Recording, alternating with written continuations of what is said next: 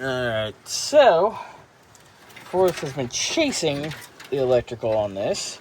You finally found ground. It nuked another ignition module. Yeah. Found a lot of corrosion. Corroded wire and broken wires. Nice.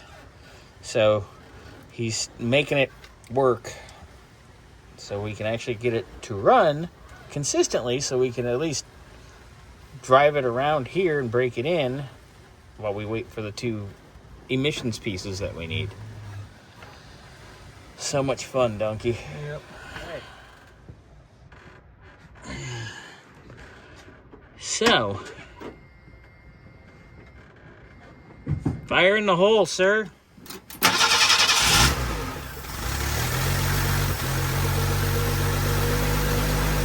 That's pretty decent.